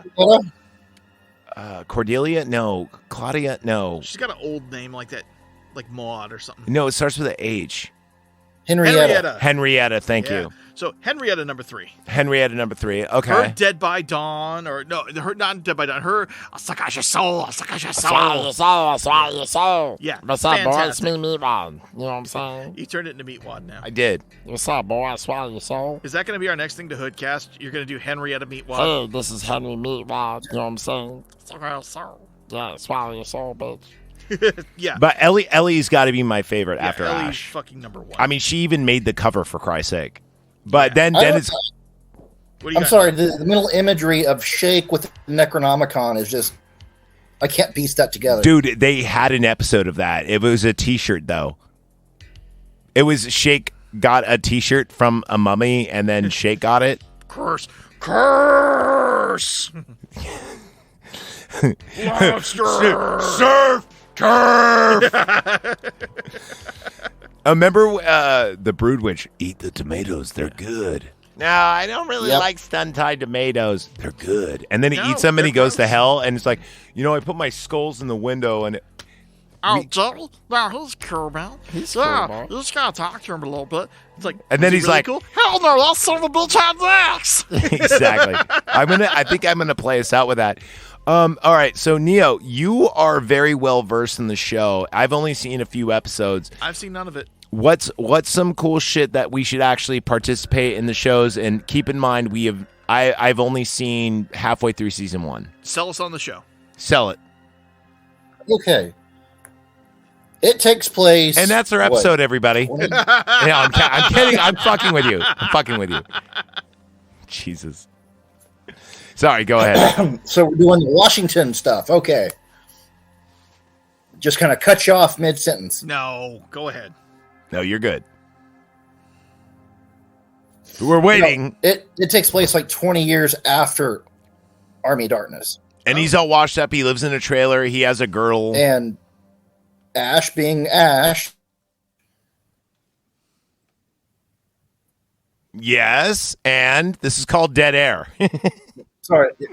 It was buffering. Sorry. Just keep talking. It'll go through. Lives in the trailer. Still has the oh god damn it, the metal arm that he still had. has his car. Does he still have the metal arm from Army of Darkness or no? He does not. It's all Stumpy McGee over there. Stumpy McGee, it is. So But he still has a Necronomicon. He's hidden this away. And of course, Ash being Ash, decides to get high so he could get some ass. Oh yeah, I do remember this. And then he reads from it to get some ass. He's like, "You want to see something cool? Poetry? Yeah, I'll show you some poetry." Sumerian poetry. Sumerian, indeed. Yeah, he's such a dumbass. Brings a Deadite. So this is the first episode I did. Like I said, I saw the first, I think 5 or 6. But are there? Okay, let me ask you this: Ash versus the Evil Dead. Does it even compare to the movies, or is it just like great because you like Ash? Is it fan service? Like, what I mean is, the RoboCop series was terrible. The Crow series was terrible. But you would watch it because it was on, and we didn't have streaming at the time. Well, actually, no, this did come out during streaming. Was RoboCop terrible? I remember liking the RoboCop show? I remember liking it. Oh, dude, it was bad. Oh, no. I don't want to rewatch it now. Almost as bad as City of Angels. Stairway to Heaven. With the worst series ever. Anyway. So, worth watching, Neo? Most definitely. Okay. It keeps to the same tone as Evil Dead and Army of Darkness. Okay. Where it's got the camp, it's got the gore, and some horror elements. And it's got Campbell, so... And it's got Bruce Campbell. That's all I need. I'm fucking sold on it. Shit, I think we... And, as a selling point, if you want to, wave the nerd flag a little bit, the pseudo-villainess is Lucy Lawless. Ooh. Oh, man. See, that's that click. I was telling you guys about this. Sold. Because Sam Raimi was clicky with Lucy Lawless because Henrietta, the brother, played Jockster and everything else. Sam Raimi actually produced Xena and Hercules. Sam Raimi produced Xena? Yep. I did not know that. Yes. No wonder Xena was good. Not only that, he had a hand in directing it as well. Dude, Sam Raimi's a weird guy. He's like a D&D horror superhero fan nerd guy. Yeah, I know. And him and Bruce were actually best friends in college. That's why Bruce... He's in all the movies. All the Spider-Mans have fucking Bruce Campbell in them. Well, as they should. Every movie should have Bruce... Well, not every movie, but... You know what would have been Bruce Campbell actually would have been a good Batman. Now that I think about it, Bruce Campbell does cameo at the end of their first Darkman. Okay, Darkman was yes. I'm glad you guys went to fucking superhero movies here, right? Yes, Darkman was Sam Raimi vehicle, and the reason why Sam Raimi made Darkman is because he wanted to make a Spider-Man dark and gothic like Batman, and the studios told him no, and he goes, "Fuck you, I'm going to write my own script." And sorry, go ahead. No, you're good. You're good. Just I've been waiting to bring this up, and I'm so excited you guys segued it for me. Thank you. Okay, White guys are good at that. Yep. So here it is. Here's my idea for rebooting Army of Darkness. I know, sacrilege. No. You ready for this? You reboot Army of Darkness. Obviously, Bruce Campbell's a little old right now. You get Henry fucking Cavill. You get Superman himself to play Ash. He can do it. He's nerdy enough. He would be fucking excellent. I'm in. I'm in. No, I'm in. No, when he said Henry, I just thought The Witcher as I'm in. No, I'm in. You've already busted, but I'm going to keep sucking here. You ready for this? You ready? Yeah. The rest of the cast. Check out the balls a little bit. The rest of the cast. The fucking Muppets. We do a Muppet Army of Darkness. Why do you want everything with Muppets? Because they're under fucking used. Actually, there is an episode in season 2 where Ash has to fight a Muppet version of himself. There's tons of memes on it too. If you go on Twitter, you will see this meme all the time. Just as raunchy and horny as he is. Okay, absolutely needs to happen then. Army of Darkness with Muppets starring Bruce Campbell. If they do, hold on. The girl then needs to be played by the Ellie character. You know, because remember she turns evil. Yeah, there's usually 2 humans in every.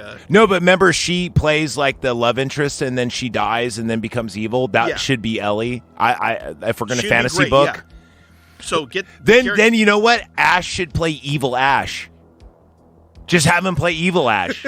Actually, have Bruce Campbell as evil Ash and just Henry as Cavill evil as regular Ash. Yes, I would love it just for the goody little 2-shoot. Yes. No, or have Ash play the wizard. You know, the wizard that like tells him the words. Yes, and then they could be an inside joke where he goes, "Don't cough," or actually Sam, because I fucked that up once. Or you know what I mean? That would be great. That would be great. But yeah, I would love to see the Muppets play every other role in there. That'd be great. Shit. Well, you know what? Fuck, dude. I think we did it. I will say a couple of nice honorable mentions. Yeah, go for it. One is one of the openings for Treehouse of Horrors. They have Ash writing the words on the chalkboard appropriately. Yeah, that was funny. Where there's a Treehouse of Horrors for The Simpsons where he writes off Veratu. The first couple he gets wrong, and then they're right from that. Does the dough? Yeah, kind of thing. Yeah, that's funny. Love that. One of my favorite is the swallow this. Oh yeah, that's a Henrietta battle scene. Yep. With the Kandarian. Kandarian, yes. Third. Oh, go ahead. Is from Evil Dead Rise. Technically, it is 2 kills for the price of 1. And it is when the mom attacks the neighbor, bites his eye out. It spits it out, and it does the whole homage to the Bobby Joe swallowing. It's a 2-for-1 kill, with the interesting fact that bite sound was actually Bruce Campbell biting an apple. Oh, that's hilarious. I did not know that. Yeah, dude, Bruce Campbell's weird. He inserts himself in all the movies, even if he's not on there. Because I mean, he produces all of them with Raimi. He's fucking great. Shit. I don't know. I told because we did a review and it sucked because I said some fucked up shit. But what I mean by fucked up shit is I made a lot of jokes that just sucked, and there was no Antonius, and we spent 2 hours. I spent 2 hours and 17 minutes trying to make this motherfucker laugh, and it was just the stars were not aligned. And bitch, if you want, Zach, I've enjoyed the time we've spent as a family. Okay, well, whatever. Either way, what I was going to say is, did you ever notice? Nick? Have you ever seen Texas Chainsaw Massacre Part 2? Not Part 1, Part 2. They've all kind of bled together, honestly, as many times it got remade. No, number 2 is great because that's when Dennis Hopper gets in a chainsaw sword fight with Leatherface and wins. Yeah, I'm going to say no. Okay, so the Texas Chainsaw Massacre Part 2, the Anthony not did I say Anthony Hopkins? You said Anthony Hopkins. I meant Hooper. No, you said Dennis Hopper. Dennis Hopper. Dennis Hopper buys a chainsaw that's stainless steel, and it has these like the teeth, the teeth like as like a brass knuckle kind of thing in the guard. That is in the guard. Thank you. That is exactly she's using a copy of that in Beth is rather in Evil Dead Rise. So that's another Easter egg. Another Easter egg, because we went down the Easter egg rabbit hole. We did. We also have the Shining scene with the blood from the elevator. Yes, and then there's obviously the Easter egg that everyone knows about where the elevator is the tree that rapes her. There's so many Easter eggs in that fucking movie. We started this podcast. When you listen to it back, you will hear it. There was a guy at a Comic-Con where they aired this for the first time. It was like a showing in Boston. And this dude goes, "Fuck this movie, fuck you. And Bruce Campbell's there, and he goes, "Why don't you get the fuck out of here?" And that's how we begin the episode. To thunderous applause. I don't know how you can hate EDR. I don't know how you can hate any of these movies. I can understand why you don't like ED1 because it's so, I'm not going to say dated, but the series... It's the first one is not as polished. I'm going to say, though, that, in my opinion, Aliens, Predator, Friday the 13th, Halloween, especially Halloween. God, especially. The only series that's solid is Evil Dead. There's no other series that's solid. There's no skips. There is no, hey, don't watch fucking Nightmare on Elm Street 2. Yeah, because I'm like, no, yeah, exactly. Nightmare on Elm Street 2 is fucking garbage. Don't watch Halloween 3. Exactly. Don't watch Jason 2. Watch Halloween 3, just don't expect Michael Myers. It's still an okay movie. Don't watch H2O. There you go. With Busta Rhymes. Oh, no, that's the one afterward. Oh, Resurrection. Yeah, that don't watch that. Watch H2O. H2O is okay. But it turns out the end's the janitor. Yeah. Anyway. Was she a great big fat person? Would you? All right, so I think that's everything. No, we covered all of it. For a top 10 list, dude, for an hour and a half. Fuck, we went pretty long. We did. It's a great I will list, say, my friend Casey, who, Rob's kind of met online, his favorite kill, especially from Evil Dead Rise, was the doll. Stephanie? Stephanie through the face. Yeah. Not top 10 material. I can see why he picked it, though. It's a good one. Best kill ever is in Maya versus Shadow Maya when she chainsaws her from head to torso. Yep. That's got to be number one. Well, yeah, because that's an actual kill. Stephanie was not a kill. No. Still, Stephanie was cool. Like, seeing someone impaled in the face. I actually say the best kill in that movie would probably be the brother. Because that scene is so fucking... Oh, yeah. Stabbed in the arm and then right in the chest. And then he sets her face on fire. And he gets a heroic death. So no, you know what? No, I don't have him looked up. The nerdy guy in Evil Dead 2014 where he gets killed by a fucking, nail gun. Oh! And he gets shot in the eye. He doesn't die from the nail gun. Dude, he bleeds out, but... Yeah. Dude, that scene is brutal. Dude, getting a nail gun to the eye and everywhere, and his hand is the wrong way nailed to his fucking dude. That scene is I forgot about the nail gun scene. Yeah, that's a good one. Dude, I will tell you what though, if you want to talk about kill scenes, 2014 Evil Dead probably has the most brutal. Not as scary, but the most brutal. Yeah, gore. Yeah. If you're a gore fiend, I think 2014's the splitting of the tongue with Maya. The raining blood. The raining of blood. Yeah, exactly. If you liked Berserk at all, you're going to like Did you know that Evil Dead has 3 records of the most blood ever used in a movie? That's why they I had to don't switch. doubt that. That's It why they was- had to switch to black to blue. To Exactly. Green to blue. The Shining was number 1, and then Evil Dead 2, they had to switch. Like, we were talking about this, to not get an X rating, they had to switch the blood from different colors, from blue to red to green to blue to black. They had to switch it, or else it would get an X rating. And then Evil Dead 2014 comes out, and that had the most blood ever used in a movie ever. And I think it was something like 100, and this sounds like a gross exaggeration, it was 100,000 gallons.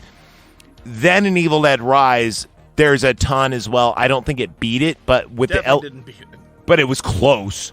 With the elevator scene plus, because they used 100 tons of blood, or 1,000 tons of blood rather. I believe it. So, anyway, Oh, okay. Yeah, for Evil Dead 2013, it was 70,000 gallons. okay. God damn. What about Compared to okay. the original, had 200 to 300 gallons. what about Evil Dead 2? Or sorry, Evil Dead Rise versus Evil Dead 2. You know, while he's looking that up, there's something else we 6,500 didn't mention. liters. Damn. That's wow, liters. This Wow, is that's still not a lot. this is still so fucking close. I mean, Evil Dead is in the Guinness Book of World Records, at least as a series, for having the most blood by far. I think there is more blood in Evil Dead used in the making of this than water in the making of Titanic. Like, it's up there. Well, considering Titanic UCG, yeah, you're probably right. Oh, dude, by the way, Nick, tell Dee Dee, probably February, maybe March, but we got a whole list of your boy Stephen King, and I picked out good ones. He picked out some We good got ones. a lot. I mean, we got a lot of good ones. But you know what? I can promise you she'll probably want to cross-reference that list. Good ones, meaning, like I already said, we already have Misery, and we already have Pet Cemetery, but now we're also going to do Christine, Maximum Overdrive with Emilio Estevez. Fuck yeah, right? Emilio! That movie was basically fueled by methamphetamine and Emilio. So we also have a few more, such as The Mist. Yes. Frank Got- Darabont's masterpiece. Fuck yeah. Dude, we're going to do a whole Stephen King month, but because I want to move Stephen King month 1 month after, because my wife actually suggested this Tarantino month for January. Ooh. I'm so there. Now, here's the thing. I'm also kind of bad you're not going to go Kill Bill 1, but No. We're going to take a vote. So, Pulp Fiction has to be on there. obviously. Obviously. My pick is Bastards. Yep. Oh, yes, definitely. So you get a pick, and then Antonius gets a pick, and you get a pick. What do you think your pick is going to be? So we have to do fiction. I would love if one of you guys said Dogs, but Bastards is my favorite. So I really wanted, and Bastards is such a great movie that it could be a two-parter. So what do you guys think? I will say this much as it's kind of a little segue to that. On Sniper Elite 5, on the third mission, they do reference the tavern scene. Yes. Yeah, I know. Dude, don't even get me started on Bastards. That's going to be... That'll be Dude, we're going to do Bastards. It's going to be great. We can't even go in the making of it because there's so Save much it for shit the to pod. cover. Yeah. So I'm picking Bastards. What's your guys' pick for fucking Tarantino month on January? My wife's I'm been going bugging me Django. about this for I'm a going long Django. time. You doing Django and Jane? I'm going Django. Okay, you going Django. What do you got, Neo? You could think on it. You know, as I'm sure Rob probably expects me to say Kill Bill, especially the first one. Oh, I thought you were going to say number 2. Actually, I like the first one better because there's more swordplay. What? Number 2 is way better. I didn't say I don't like it. I say I like it more because of the swordplay. So we're going to... But are you But that's not my satisfied? choice. Oh, okay. He's gonna I'm say actually going to choose Death one Proof or that's something. not mentioned a lot. Is he going to say Death Proof? I'm going to say Jackie Brown. Fuck yeah! Wow. Dude, Neo! Dude, Knuckles! I love Jackie Brown and no one loves that movie. Dude, fuck yeah. So, I haven't seen that one, so I'm excited. here's what we're going to do. When we do Tarantino, We're not going to go by picks. We're going to go in order of where they came out. So I'm going last. has fucking no. I'm going last. Django came out after Bastards, didn't it? It came out after, so I'm going last. No, I know. I thought Bastards came out after Django. Django came out. After. Okay. That's such a great movie. But here's my question to you guys. I love that you picked Jackie Brown, dude. That movie is so underrated. That is the most. Someone could always do Hateful Eight. That is a series, not a movie. No, it was a movie first. No, it wasn't. It was a movie, and then the extended cut did it into a series. No, what y'all niggas don't know is that movie came out as a series on Netflix, not titled Tarantino. I'm not even lying. Yeah, it was the a movie came hidden. out before that. It was a no. It wasn't. No, Brett. No, it wasn't. Look at the big brands on Brad. That movie came out as a series, unannounced. And it was there, and then they were looking at the plus and minuses to see if it should be edited or not. That's a thing. I know this. Don't fuck with me. Don't fuck with me, Brett. God damn it. Yes, you did. Yeah, no, yes, no, you no, did, no, Brett. no. I'm not leaving until you tell me that God came down and stopped these motherfucking bullets. All right, it's a miracle. Can we get in the car? All right. So what I was going to ask, though, is should we do fiction or dogs? I think we should do fiction, though, because we're going to have so much fun with it. And dogs has been done to There's death. no way. I don't even have to watch Pulp Fiction. We could just talk and just quote that fucking movie forever. Basically. And It's like we did with Ghostbusters. We can just talk. And we can go. Because Pulp Fiction is such It's a memeable movie. Dude, Pulp Fiction is so I think that movie is like the Seinfeld of my generation, quotable, where you can go like Royale with cheese and everyone knows what you're talking about, you know, or you can say like Brad's fucking with you, you know, like this. That movie is so quotable. Zed's dead, baby. Zed's dead, baby. Zed is dead. Zed's dead. Plus, there's so many Easter eggs in that. I need to tell you guys about the race car in the red theory. Yeah. All right, cool. Well, shit. So I will say this much though: if I had to pick between Planet Terror and Planet Terror, yeah, it'd be Planet way Terror. better, way better. Planet Terror is so much better. It's so good. It's so good. Death Proof was a letdown, honestly. I know. I'm with you. We can't do Planet Terror. That's not Tarantino. That's Robert Rodriguez. Well, which is why it's good. Anyway, cool. So just letting you guys know that we are going to do Tarantino month, and then February we're going to do Girls month. We're going to do only girl movies. I thought we were doing Stephen King month. Stephen King month's coming in March. Oh, okay. That's March. Yeah. February is the month of love, so Exactly. we've got to do Chick flicks. Yeah, we're going to do Jawbreaker, Jennifer's Body, Clueless. I got a few more. Oh, Heathers. Are we doing Mean Girls too? We already did Mean Girls. We got to redo it. Dude, Mean Girls is our highest downloaded one besides The Craft. Those are our two biggest. I'm not even lying.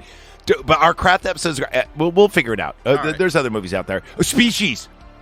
That's what Antonia's been wanting to do for a while. That's a good one. I haven't seen it since it came out, so I'm excited to see it again. I remember seeing Species 2 in theaters. And then in May, Nicole, because her birthday, she requested we do the Blood and Ice Cream trilogy. The Cornetto trilogy, nice. Yep. So we'll do that. Oh, known in America as the Blood and Ice Cream, but yes, you are correct. The Cornetto trilogy, yeah. And April is Arnold. Oh, Arnold month. You're right. I have so many movies, and the one movie that everyone's been dodging, actually a couple movies, we need to do Total Last Recall. Action Hero. Total Recall, yes. Total Recall, Last Action Hero, and Conan. Running Man? And Running Man. Yeah, those are actually on the top right there. Boom, I'm looking at it. Cool. Running Man's awesome. There is only one Total Recall, and it's with Arnold. Fuck yeah. Agreed. Just like there's only one fucking Red Dawn. Yes. And it's not the 20 not the one from the modern. Dude, you're talking to people that know movies. Of course we know this. Now, here's the thing. Now that we're kind of planning this shit out, just stretching shit out a little bit. Now we're getting in some after dark territory here. But we need to do a summer blockbuster thing. But I was thinking, because we haven't really showcased, I was thinking doing some Stallone. Oh. Ooh. Say Cobretti. Cobra? Marion Cobretti. Very nice. Very nice. Saying some Cliffhanger. Cliffhanger, underrated. Oh, yeah, John Lithgow was a piece of shit in that movie. Saying some First Blood. Yes. So, yeah, we let's... Now, I'll say this. I'm torn between First Blood and First Blood Part 2. First Blood. Because I want to end Stallone with my favorite, Rocky D-Man. IV. D-Man. Oh. D-Man. Yep, Demolition Man. Demolition Man, dude. I cannot... Only if we get to watch that on the cutting room floor, and I will bring Taco Bell. Of course we will. And I will bring You're Taco Bell. forgetting a good one, though. Oh, yeah? Tango and Cash. Oh, dude, that does... Oh, yeah. No. Hold on. No. Wait. No. To be You've unfair... got Stallone and Russell. You got Russell Crowe, dude. Big Trouble, Little China... We got Russell Crowe. Russell Crowe was not in Big Trouble in Little Chine. No. Tango and Cash. Kurt Russell. You have. Yeah. I didn't mean. Gladiator was not. God damn it, you fuckers! I meant The Thing. I meant Big Trouble in Little China. You know who the fuck I meant. God damn it! All right. Well, I think it's going to do it for us. Neo, thanks for being on. You came in just at the right time. Almost on time. Almost on time. It's okay. I don't think anyone out there is going to do a better top 10 list than we just did. No, we debated, we nerded out, we ranked. You know, I even looked at different top 10s from the Evil Dead series to see what was on there. Yeah, no. Did we come close or did we surpass? I think we surpassed them, honestly. I think we did too. I really actually took a lot of time to think about this list, and I'm like, you guys need to rank it because I knew I put Boomstick as kind of a sleeper. It jumped up pretty high. But I knew I surprised you guys when I put the peephole kill scene. I knew you guys kind of, wouldn't say forget, but not think about it. But when you think about it, that shit haunts me. Yeah, it's creepy. Yeah. It's not shock horror, it's creepy. So we're going to get out of here with the creepiest thing ever. Neo? I will say I did enjoy the wood chipper kill. I was going to bring it up, but it's not as good as the others. You're right. Yeah, that was honorable mentions where it was the last battles, and it seems like 2014 and Evil Dead Rise have a very similar last battle where it's survival girl with chainsaw versus evil. I like the wood chipper scene, but it doesn't. Maya's last battle is way scarier. Yeah. Wins. Because Beth kind of has like odds on her side in a way. In a way, you know. I mean, she still has both of her arms.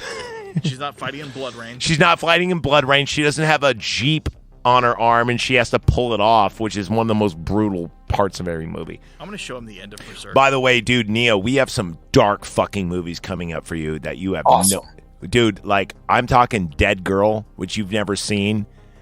Robo Geisha. Actually, I might... What's that? I might go super, super dark and just go into, like... I'm thinking about this because no one's doing it. I'm thinking about doing Dead Girl. I'm thinking about doing Serbian Film. Ooh, too far.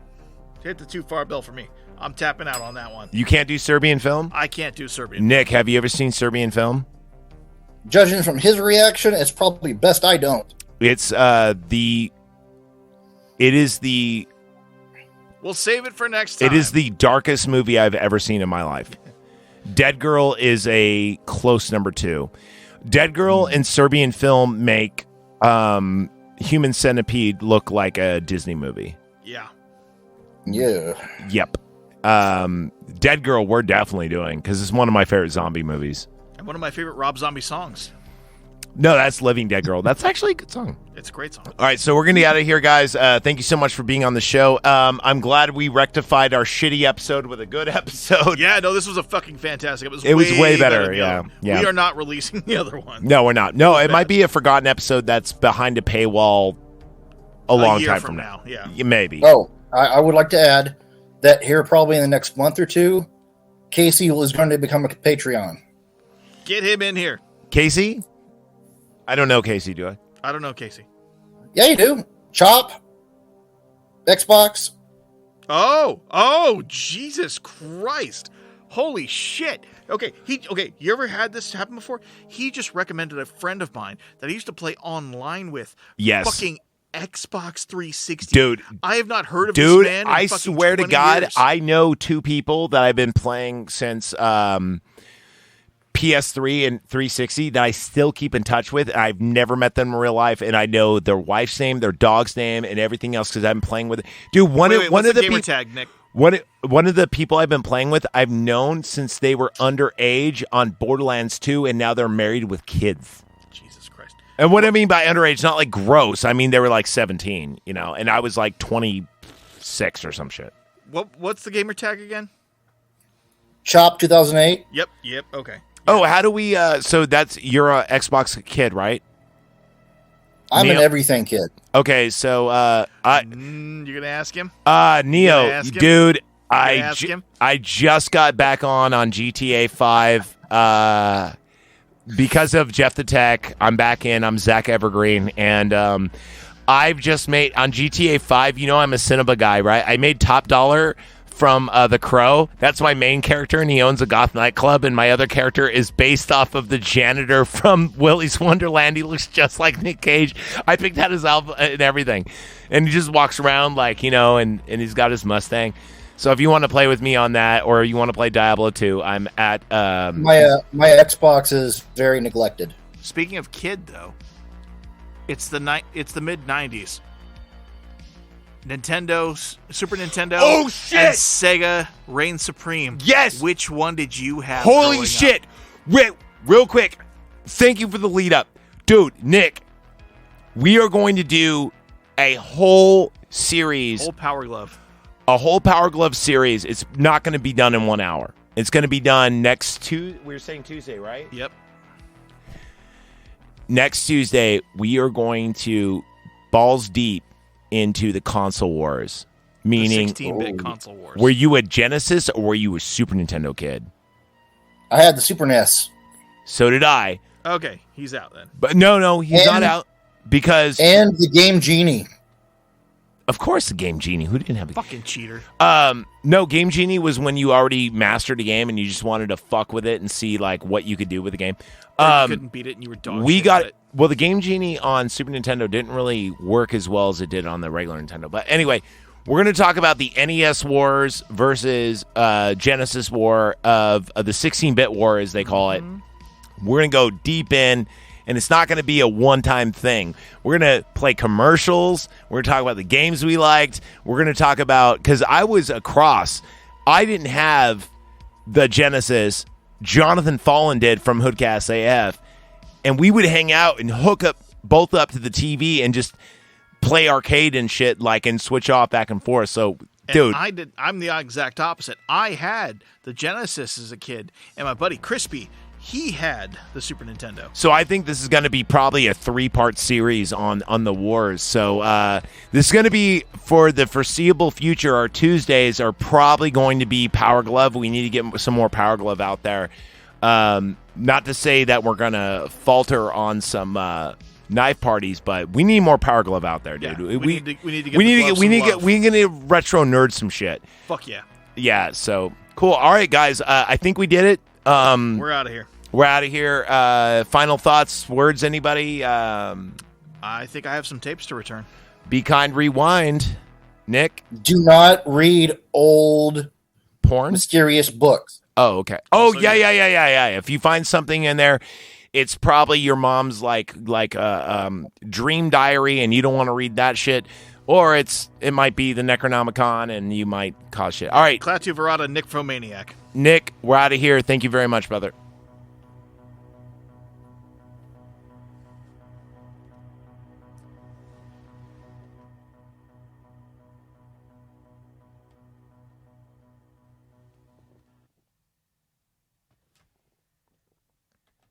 No, shake! I know! The stupid pirates must have buried the gas line down there. I told you, 14 inches! You tell me a lot of things, but that doesn't mean I have to listen. Oh! Shake, stay right there. I'll go get a flashlight. I got it. Come to me and taste the future. Taste what? Hey! Free sandwich! But beware. But you just told me... Look, I'm 1,000 years old. I know what I said. Beware. Yeah, you beware. I'm eating this. Hey, whoa! Where the hell is this? You'll know in time. The question is, will I care? Probably not. Oh my God. Shake? That is no ordinary sandwich, Shake. Oh my God, Albert. Do you ever have anything good to say? It's a free sandwich. It's not a sandwich at all, Shake. It's the Brood Witch.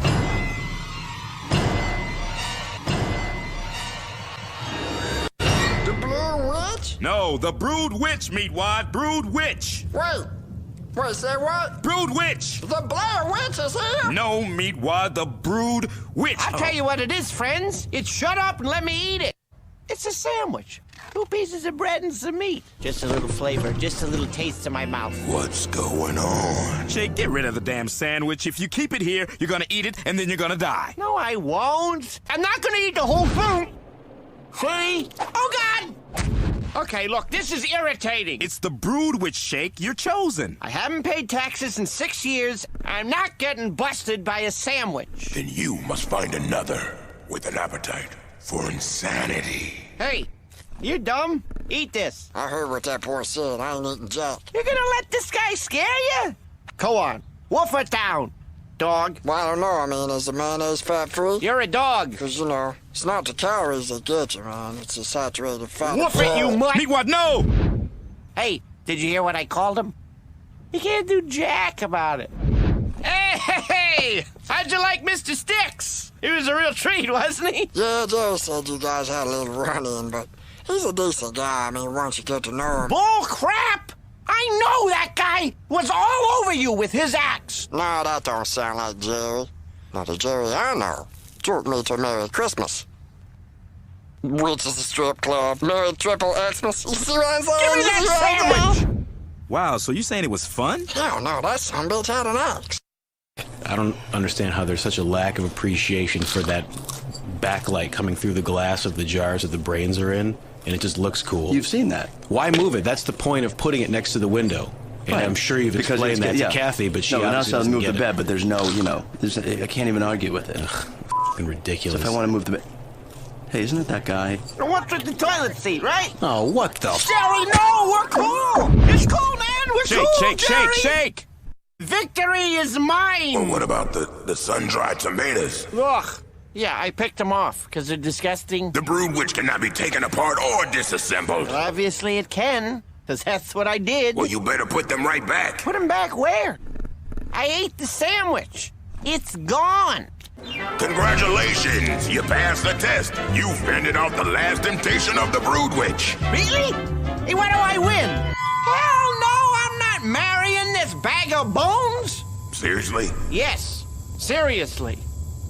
All right, congratulations. I know that I said the last one was it, but that was the last temptation of the Brood Witch. You passed again. You're something else. Yes, I am. What do I win now? Free brain surgery. That's what I'm talking about, baby. Hey, wait a minute. Now eat them. God damn it, you're still listening? Why are you listening? You should be contacting Hoodcast AF and leaving a goddamn message how they're worthless pieces of fat-bodied brood witch. You bastards.